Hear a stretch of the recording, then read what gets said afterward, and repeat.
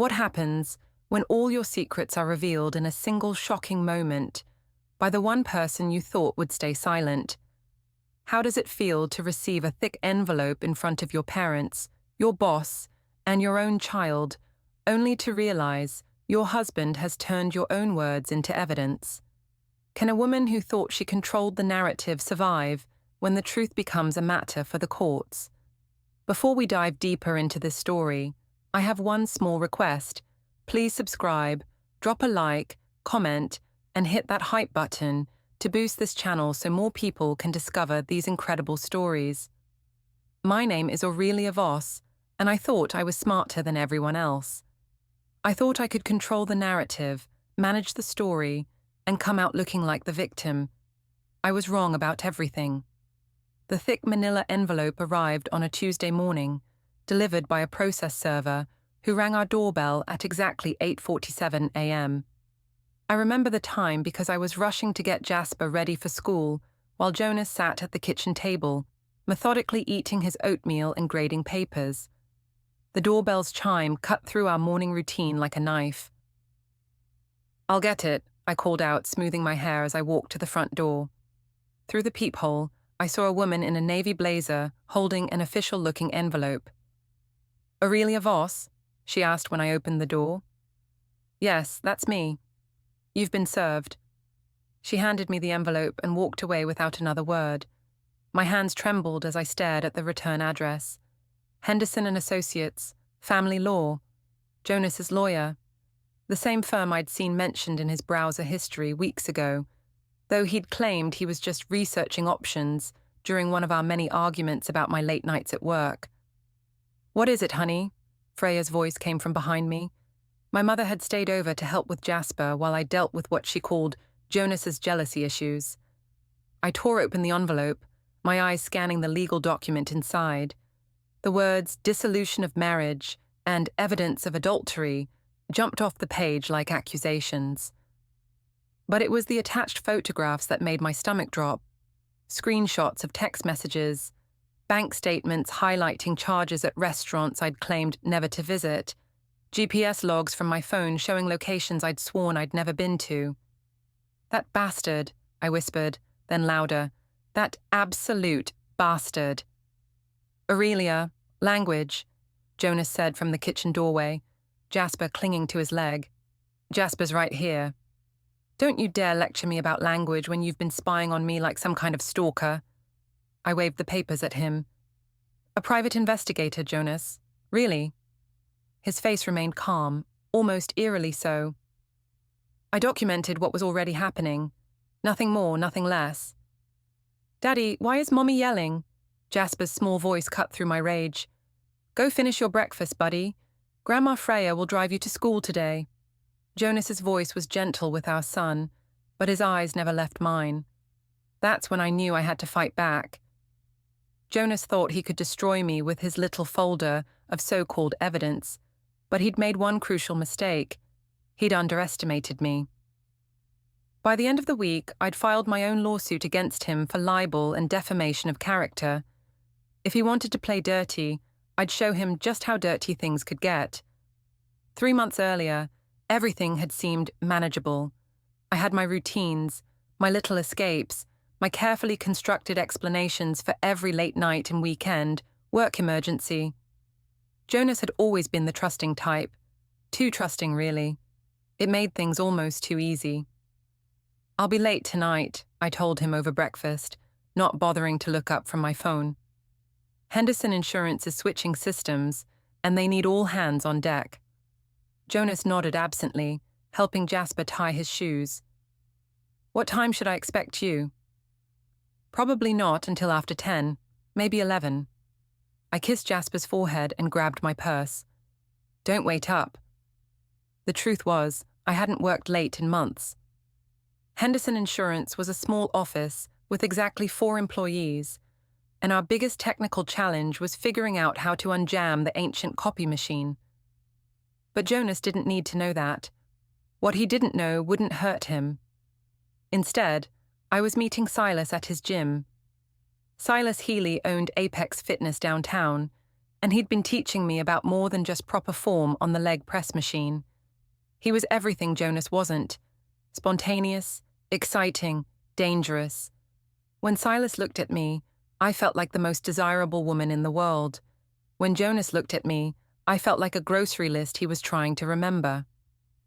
"You're glowing," Vera said when I walked into the office that morning. Vera Choi had been my best friend since college, and she was the only person who knew about my extracurricular activities. "Good night." "Amazing night," I whispered, settling into my desk chair. Silas took me to that new rooftop bar on 5th Street, the one with the infinity pool. While Jonas was home with Jasper, playing house. Vera shook her head. "I don't know how you do it, Aurelia.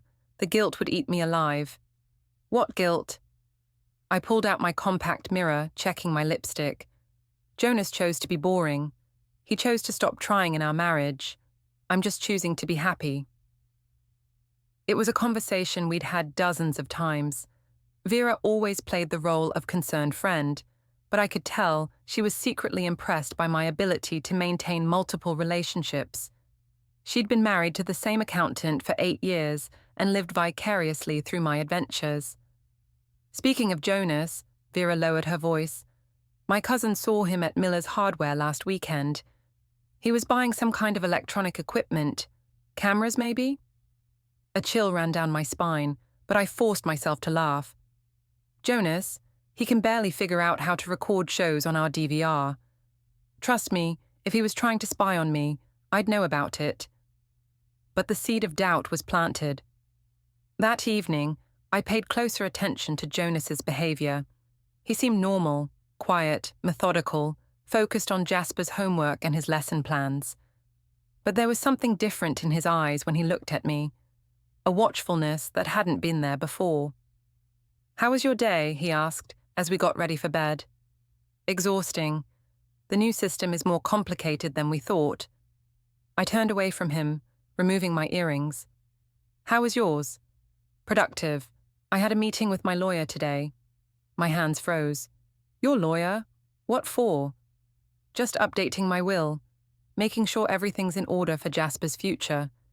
His voice was casual, but I caught him watching my reflection in the mirror. "That's morbid, Jonas. You're 35, not 75. It's responsible, Aurelia. Something I should have done years ago."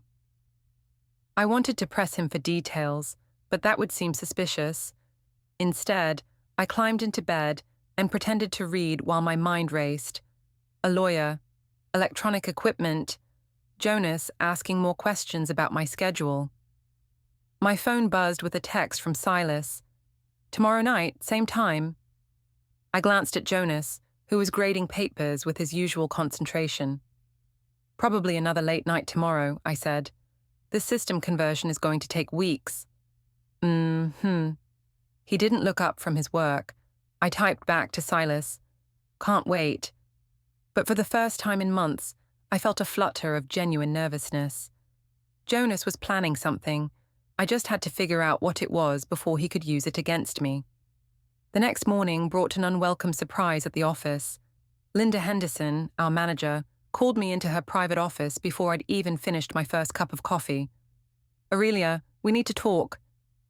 Linda's expression was serious as she closed the door behind us. "I've been getting some phone calls." My stomach dropped. "Phone calls? About your personal life? Apparently, there are rumors circulating that you've been using company time for non-work activities." Linda sat behind her desk, folding her hands. "I need you to understand that Henderson Insurance has a reputation to maintain in this community." "I don't know what rumors you're talking about," I said, forcing my voice to remain steady. "I've always been professional here." "Have you?" Linda opened a folder on her desk. "Because according to our security logs, you've been leaving the building during lunch breaks and not returning for 2 to 3 hours. Your computer shows minimal activity on several afternoons when you claim to be working on client files." The blood drained from my face. I sometimes run errands during lunch. That's not against company policy." 3-hour errands at a gym across town. Linda's eyebrow arched. "Aurelia, I'm not trying to ruin your life, but I am trying to protect this business. Consider this an official warning. Your personal relationships need to stay personal, and your work time needs to be spent working. I nodded, not trusting myself to speak. As I left Linda's office, I saw Vera hovering by the coffee machine, clearly trying to eavesdrop. "What was that about?" she whispered. "Nothing important, just a routine check-in." But my hands were shaking as I sat down at my desk. Someone had been watching me. Someone had been tracking my movements and reporting back to Linda. The most obvious suspect was Jonas, but how would he even know where I worked? He'd never shown any interest in my daily routine before. My phone rang, and I answered without checking the caller ID. "Aurelia, it's Colin." Jonas's older brother rarely called me directly. "I was wondering if we could meet for coffee today. I have some concerns about Jonas." "Concerns?" "He's been acting strange lately, distant. Mum thinks he might be having some kind of breakdown." Colin's voice was carefully neutral. "I thought maybe you'd have some insight into what's going on." I agreed to meet him at Brewster's Cafe during my lunch break, partly because I was curious about what Colin knew, and partly because I needed to get out of the office before I started screaming. Colin was already waiting when I arrived, his tall frame hunched over a newspaper at a corner table. He looked up as I approached, and I was struck by how much he resembled Jonas. The same dark hair, the same serious brown eyes, the same methodical way of folding the newspaper into precise quarters. "Thanks for coming," he said, standing to pull out my chair. "I ordered you a latte. 2 sugars, no foam, right?" "Right." I was surprised he remembered my coffee preferences from family gatherings. "So what's this about Jonas having a breakdown?" Colin studied my face for a long moment. "He's been spending a lot of time at Mum's house lately, going through old photo albums, talking about his childhood, asking questions about Dad's death." "That doesn't sound like a breakdown. That sounds like nostalgia." "Maybe, but he's also been asking me about divorce lawyers. Good ones, the kind that specialize in complicated cases." My coffee cup rattled against the saucer as I set it down. "Complicated how?" "Asset protection, child custody disputes, cases where one spouse might try to hide financial information or other activities." Colin's eyes never left my face. "Aurelia, is there something I should know about your marriage?" "Our marriage is fine," I said quickly. "Jonas is probably just having a midlife crisis. Men his age do that sometimes." "Jonas isn't the midlife crisis type. He's the type who researches everything for months before making any decision. The type who keeps detailed records and builds airtight cases." Colin leaned forward. "The type who would only hire a lawyer if he was absolutely certain he needed one." I stood up abruptly, my chair scraping against the floor. "I have to get back to work." "Aurelia, wait." Colin caught my arm gently. "If there's something going on, something that might hurt Jonas or Jasper, you should know that family comes first for me. Always." The threat was politely delivered, but it was definitely a threat. I pulled my arm free and walked out of the cafe without looking back. As I drove back to the office, my phone buzzed with a text from Silas.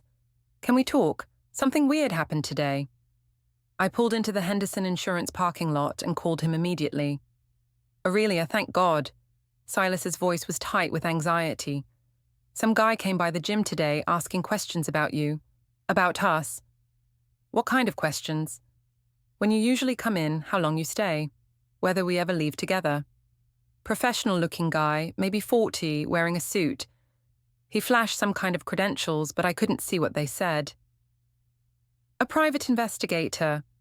Jonas had hired a private investigator. "What did you tell him?" I asked. "Nothing. I told him I don't discuss my client's personal information. But Aurelia, this is getting too intense for me. I didn't sign up for drama with private investigators and suspicious husbands." "Silas, please. Just give me a few days to figure this out." "I don't know. Maybe we should cool things off for a while, until your situation gets sorted out." The line went dead. I sat in my car, staring at my phone, feeling the walls closing in around me. Jonas wasn't having a breakdown. He was building a case. Sunday dinner at Marlene's house had always been a command performance, rather than a family gathering. Jonas's mother had been politely disapproving of me since the day we met, though she'd never said anything directly. She had a way of asking questions that sounded innocent, but felt like accusations. "Aurelia, dear, you look tired," she said as she set a platter of roast beef on the dining room table. "Are you getting enough sleep?" "I'm fine, Marlene. Just busy with work." I helped Jasper cut his meat, avoiding her penetrating stare. "Oh yes, your work. Jonas mentioned you've been putting in a lot of extra hours lately." Marlene's tone was conversational, but I caught the edge underneath. "It's so admirable how dedicated you are to that little insurance office." Jonas looked up from his plate. "Actually, Mum, I've been meaning to ask Aurelia about that. Exactly what kind of system conversion requires so many late nights?" The question hung in the air like a challenge. Jasper continued eating, oblivious to the tension, but I could feel both Marlene and Colin watching me intently. "It's complicated," I said. "We're switching from paper files to digital, and someone needs to input decades of client information. It's tedious work, but it has to be done." "That does sound tedious," Jonas agreed. "I imagine it would be the kind of work that requires you to stay at the office, using the computer systems there." "Of course. Where else would I do it?" Jonas nodded thoughtfully. "I was just curious because I drove by Henderson Insurance last Thursday around 9:30, and the building was completely dark, no cars in the parking lot." My fork froze halfway to my mouth. "You drove by my office? Why?" "I was picking up Chinese food from that place on Maple Street. Henderson Insurance is right next door." His voice remained perfectly calm.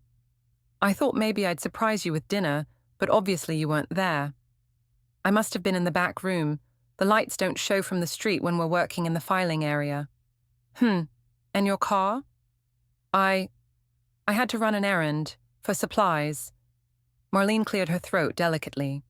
"Jasper, sweetheart, why don't you go play in the living room? The adults need to have a boring conversation." Our 7-year-old son looked between his father and me, sensing the undercurrents he couldn't understand. "Are you guys fighting again?" "Nobody," Jonas said gently. "We're just talking. Go ahead and play." After Jasper left the room, the silence stretched uncomfortably. Colin pushed food around his plate without eating. Marlene folded her napkin with precise, angry movements. "Jonas," I said finally, "if you have something to say to me, just say it." "I think you know what I want to say, Aurelia. The question is whether you're ready to hear it." "I don't know what you're talking about." Jonas reached into his jacket pocket and pulled out a small digital recorder. "This is a conversation you had with Vera Choi 3 days ago in the Henderson Insurance break room. I thought you might want to hear it." He pressed play, and my own voice filled the dining room. "Silas took me to that new rooftop bar on 5th Street, the one with the infinity pool." Then Vera's voice, "While Jonas was home with Jasper playing house." And my response, "What guilt? Jonas chose to be boring. He chose to stop trying in our marriage. I'm just choosing to be happy." The blood drained from my face as my own words condemned me. "You bugged my office. That's illegal." "Actually, it's not. The break room is a semi-public space, and I have reasonable suspicion of adultery for divorce proceedings." Jonas's voice was still maddeningly calm. "My lawyer confirmed that this recording is admissible in court." Marlene stood up abruptly, her chair scraping against the floor. "I need some air." She walked out of the room without another word. "Jonas, you don't understand," I started, but he held up his hand. "I understand perfectly. You've been having an affair with Silas Healy. Probably others, based on some of the other conversations I've recorded." He turned off the recorder and put it back in his pocket. "What I don't understand is why you're surprised that I found out. You had no right to spy on me. I had every right to protect my son and my assets from a wife who was lying to me every single day." Jonas stood up, his composure finally cracking slightly. "Did you really think I wouldn't notice? The new clothes, the changed passwords on your phone, The way you started showering as soon as you got home from your late nights at work. Colin cleared his throat. Maybe I should go check on Mom. Stay, Jonas said. Aurelia needs to understand that this isn't just between her and me anymore. Our family, our friends, our community, they all deserve to know the truth about what's been happening. You wouldn't dare, I whispered. I already have. I sent copies of everything to your mother yesterday. She should be getting the package today. My phone started ringing. The caller ID showed my mother's number. Don't answer it, Jonas said. Let her process what she's learned. Then you can try to explain to her why her daughter became the kind of woman who destroys families for fun. I grabbed my purse and headed for the door. I'm not listening to this anymore. You'll listen to it in court, Aurelia, along with everyone else. I slammed the door behind me, but I could still hear Jonas's voice through the wood.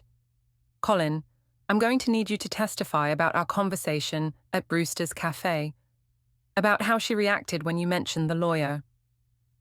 As I drove home, my phone continued to ring. First my mother, then Vera, then numbers I didn't recognize. Word was spreading, just like Jonas had planned, but he'd made one crucial mistake. He thought he could destroy my reputation and walk away clean. He thought he could paint himself as the innocent victim while making me look like a monster. He was about to learn that I knew how to fight back.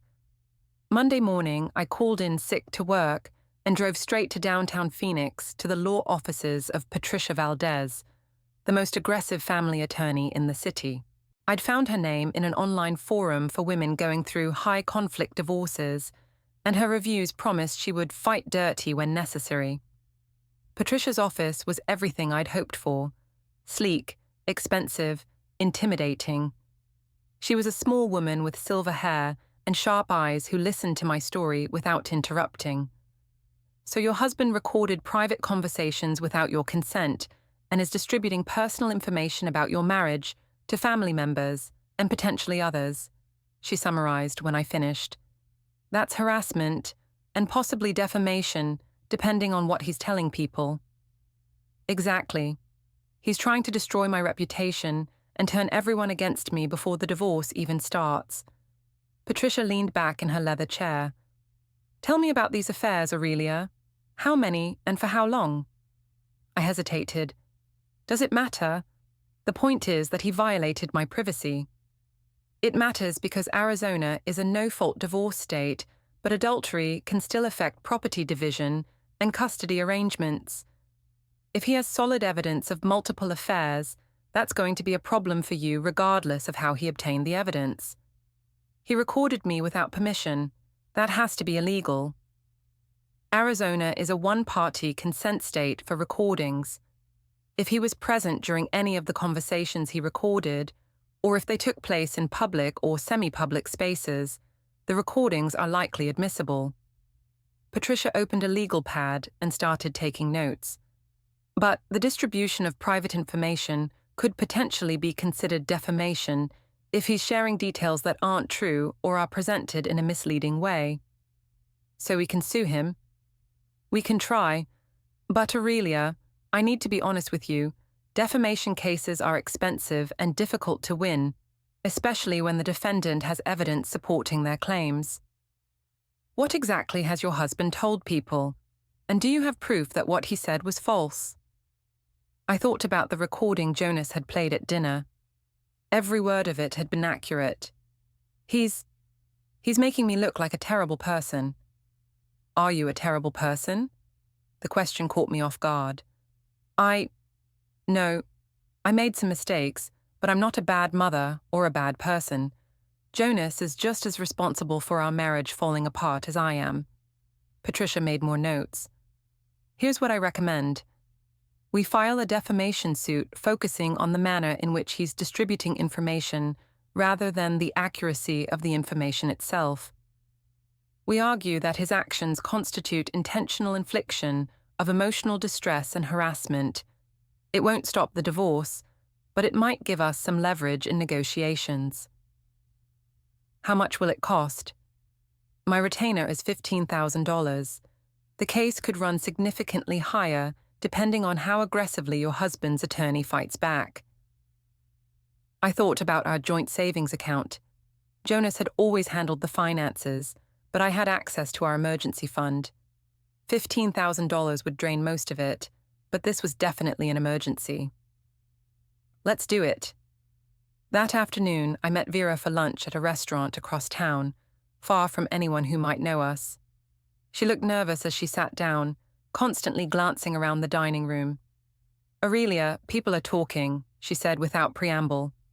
"My cousin called me this morning, asking if it was true that you were cheating on Jonas with multiple men."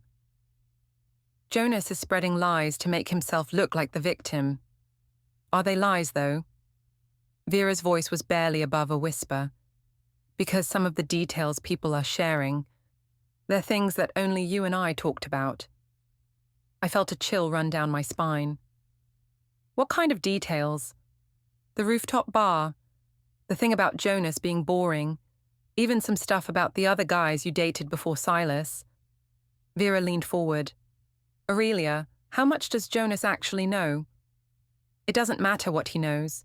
What matters is that he's using private information to destroy my life." I pulled out my phone and showed her Patricia Valdez's business card. "I'm suing him for defamation. I'm going to make him pay for trying to ruin me." Vera stared at the card. "You're suing your own husband?" "My soon-to-be ex-husband. And yes, I'm suing him. He wants to play hardball." "Fine. I can play harder." But even as I said the words, I could see the doubt in Vera's eyes. For the first time since college, my best friend was looking at me like she didn't recognize the person sitting across from her. "Maybe," she said carefully, "you should consider whether this is really the best approach. I mean, if Jonas has evidence of the affairs, and you sue him for talking about them." "Whose side are you on, Vera?" "I'm on your side. I'm always on your side. But I'm also worried that you're about to make this situation much worse than it needs to be." I stood up, throwing my napkin on the table. "I can't believe you're defending him." "I'm not defending anyone. I'm trying to be realistic about what happens when this goes public. And Aurelia, if you file a lawsuit, it's going to go very public." As I drove home, I tried to push away Vera's warnings. She didn't understand the legal system like Patricia did. She didn't understand that sometimes you had to fight fire with fire. Jonas was home when I arrived, sitting at the kitchen table with his laptop open. He looked up as I walked in, his expression unreadable. "Where's Jasper?" I asked. "At Mom's. I thought we should talk without him overhearing." "There's nothing to talk about.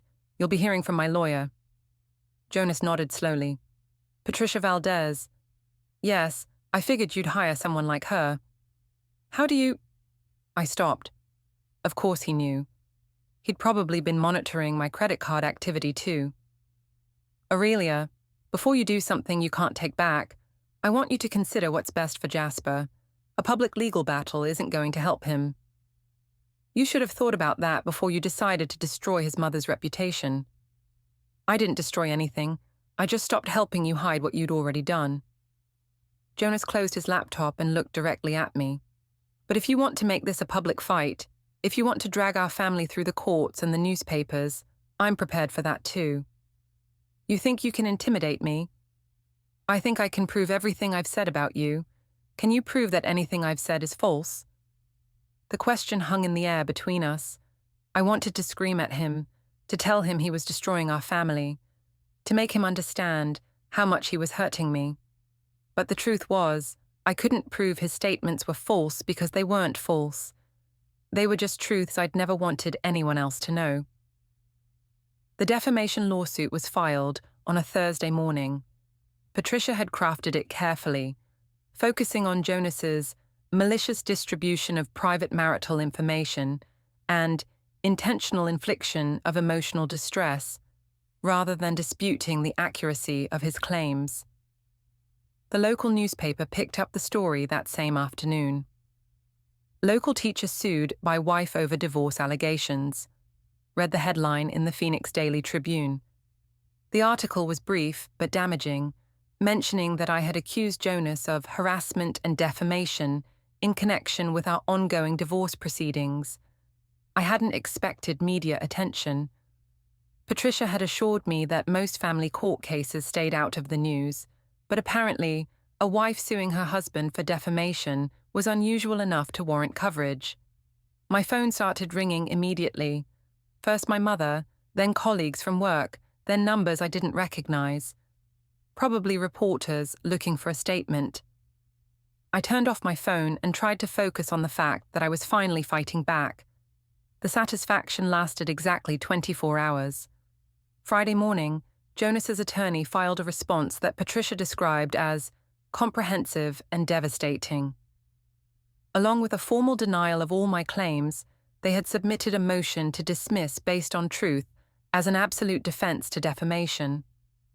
More importantly, they had included exhibits supporting every statement Jonas had made about my affairs. "They have everything, Aurelia," Patricia said over the phone. "Text messages, photographs, GPS data, credit card records, witness statements. This isn't just evidence of adultery. It's evidence of systematic deception over a period of months. But he obtained that evidence illegally." "No, he didn't. Most of it came from your shared phone plan, your joint credit cards, and your own social media activity. The rest came from a licensed private investigator who used completely legal surveillance methods." I sat in my car outside Henderson Insurance, afraid to go inside and face my co-workers' questions. What does this mean for the lawsuit? It means we're going to lose. Badly. And it means that when we lose, all of this evidence is going to become part of the public record. Patricia's voice was grim. "Aurelia, I strongly recommend that we withdraw the suit before this goes any further." "Withdraw? After everything I've been through?" "If we don't withdraw, you're going to be cross-examined under oath about every detail of these affairs. The opposing counsel is going to ask you about dates, locations, what you told your husband versus what you were actually doing. All of that testimony will be public record, available to any reporter or blogger who wants to write about it." The reality of what I'd set in motion began to sink in. I'd thought I was attacking Jonas, but I'd actually just given him a legal platform to present all of his evidence in the most public way possible. "How much time do I have to decide?" "The hearing is scheduled for next Friday.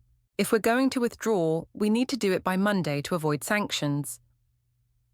I spent the weekend at my mother's house, trying to explain the situation without admitting how badly I'd miscalculated. Freya had been supportive when she first learned about Jonas's spying, but now she seemed confused and worried. "Sweetheart, maybe you should consider what's best for Jasper," she said as we sat on her back porch Sunday evening. "All this legal fighting, it's not going to be good for him. Jonas started this, not me. He's the one who decided to air our private business in public. But you're the one who had the affairs." It was the first time my mother had directly acknowledged what I'd done. "Aurelia, I love you, but I don't understand how this happened. You had a good husband, a beautiful son, a stable life." "I was unhappy, Mom. Jonas never paid attention to me anymore. He took me for granted." "So you found attention elsewhere." Freya's voice was sad rather than judgmental. "And now you're both destroying each other instead of trying to fix what went wrong." "It's too late to fix anything. Jonas made sure of that when he hired that private investigator." "Or maybe it was too late when you started lying to him every day." The words stung because they were true. I'd been so focused on justifying my actions and fighting back against Jonas that I'd lost sight of how this all started. Monday morning, I called Patricia and told her to withdraw the lawsuit. She seemed relieved. "I think you're making the right choice," she said. "This gives you a chance to focus on the divorce itself, rather than getting bogged down in a defamation case you couldn't win." But withdrawing the lawsuit felt like surrendering. Jonas had outmaneuvered me completely, and now everyone would know it. The newspaper would probably run another story about the wife who sued her husband and then backed down when he presented evidence of her affairs. I was right. The story ran Tuesday morning. Wife withdraws defamation suit against teacher husband.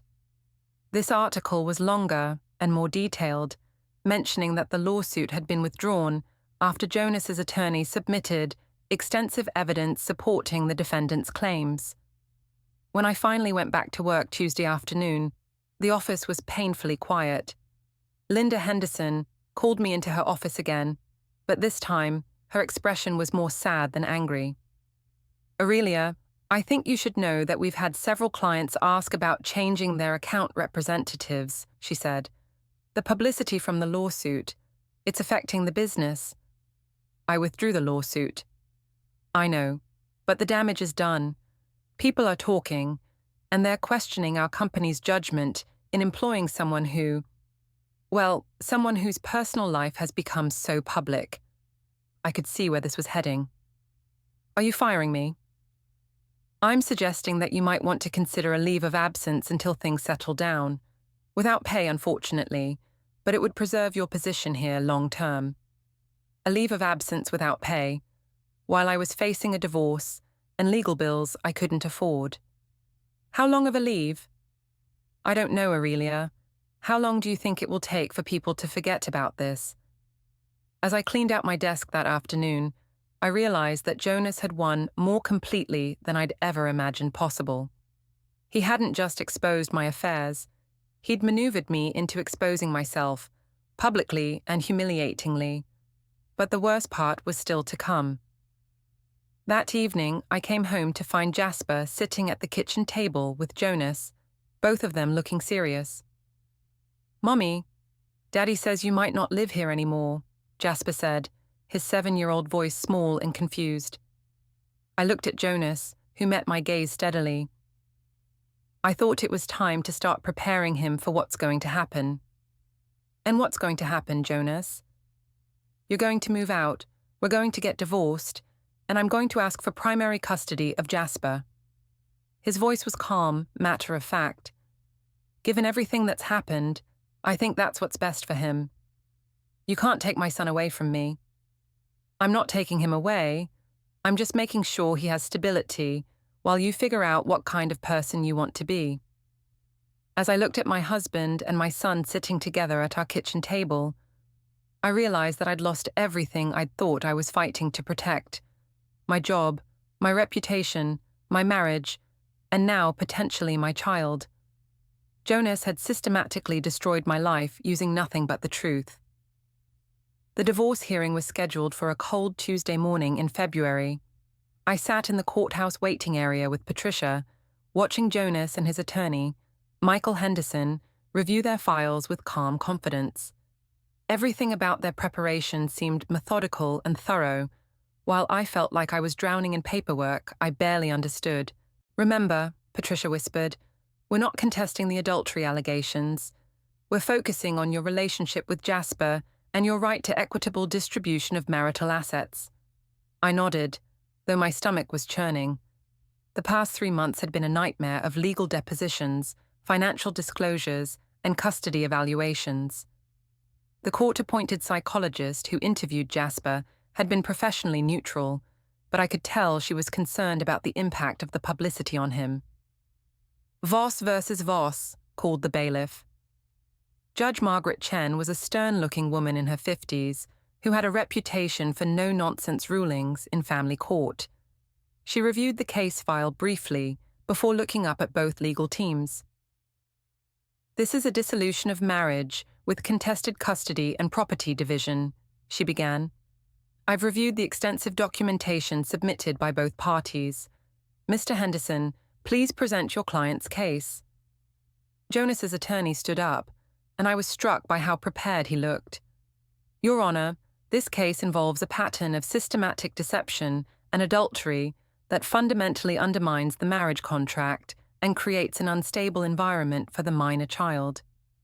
He began presenting evidence methodically, the timeline of my affairs, the financial deception, the lies I'd told to cover my activities.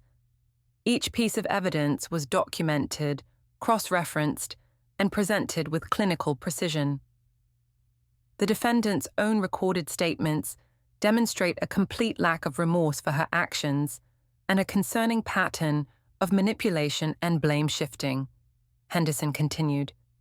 She attempted to file a frivolous defamation lawsuit against my client simply for documenting her adultery, then withdrew the suit when confronted with evidence. Judge Chen examined the exhibits as they were presented. Bank statements showing charges at restaurants and hotels I'd claimed never to visit. GPS data from my phone showing my actual locations during times I'd claimed to be working late. Screenshots of text messages with multiple affair partners over a period of 8 months. Your Honor, Henderson said, my client is not seeking to punish his wife for her choices. He is simply asking for primary custody of their son and an equitable division of assets that takes into account the marital waste caused by the defendant's extramarital activities. When it was Patricia's turn to present my case, I could tell she was struggling with the overwhelming evidence against me. Your Honor, while my client acknowledges that mistakes were made in this marriage, she maintains that she is a loving mother who deserves meaningful custody time with her son, Patricia argued. The plaintiff's surveillance activities and public disclosure of private marital information demonstrate a vindictive pattern that raises questions about his judgment as well. But Judge Chen seemed unimpressed. Counselor, your client filed a defamation lawsuit against her husband for telling the truth about her adultery. How does that demonstrate good judgment? My client was under extreme emotional distress, Your Honor. She felt that her privacy had been violated. Her privacy was violated when she chose to conduct multiple extramarital affairs while lying to her husband about her whereabouts and activities, Judge Chen replied sharply. The plaintiff's documentation of those activities was both legal and, frankly, necessary for these proceedings. When I was called to testify, I tried to present myself as a woman who had made mistakes but was committed to being a good mother. But under cross-examination, Jonas's attorney methodically dismantled every excuse I offered. Mrs. Voss, you testified that you felt neglected in your marriage. Is that why you began your affair with David Martinez in June? Yes, partially. And when that affair ended in July, did your feelings of neglect cause you to immediately begin an affair with Robert Chen? It wasn't immediate. According to your phone records, you contacted Mr. Chen 3 days after your last communication with Mr. Martinez. Is 3 days your definition of not immediate? The questions continued relentlessly. How many men had I been involved with? How much money had I spent on these relationships? How many lies had I told to cover my activities? Did I consider the impact on my son when I chose to file a public lawsuit rather than handle the divorce privately?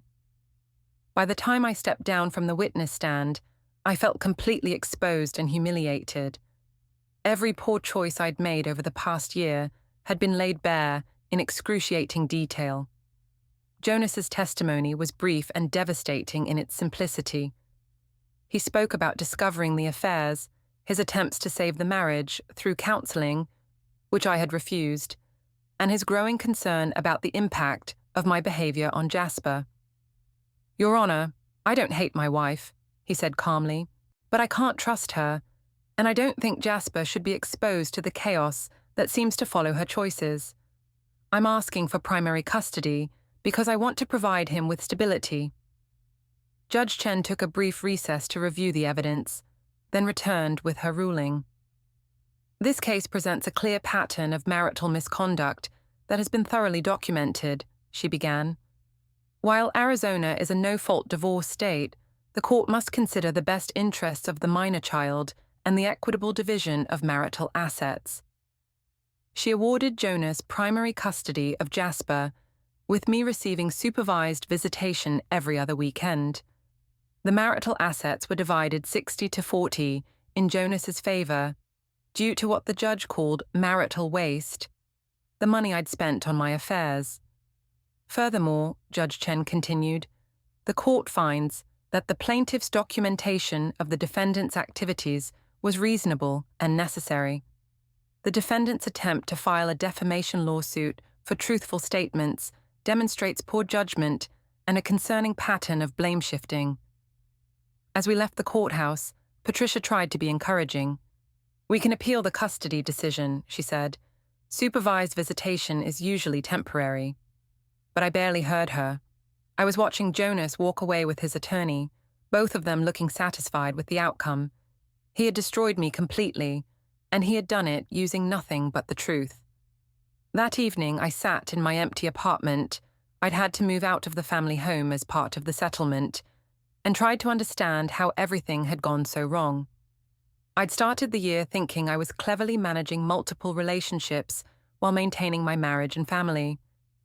I'd ended it as a publicly humiliated divorcee, with limited custody of my own son. Jonas had played a longer game than I'd ever imagined. While I was focused on my immediate desires and pleasures, he was methodically building a case that would give him everything he wanted in the divorce. The final insult came a week later when the local newspaper ran a follow-up story. Teacher awarded primary custody after wife's affairs exposed.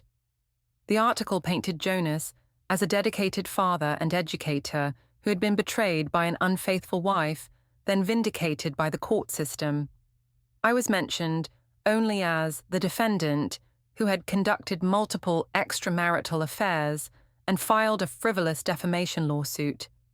As I read the article, I realized that Jonas had achieved something I'd never thought possible. He had turned me into a cautionary tale, a story that other people would tell about what happens when you lie, cheat, and try to manipulate the legal system. I had thought I was the one controlling the narrative of our marriage, but in the end, Jonas had written the final chapter, and it was a story where truth triumphed over deception, patience overcame manipulation, and the innocent party was rewarded while the guilty party faced the consequences of their choices.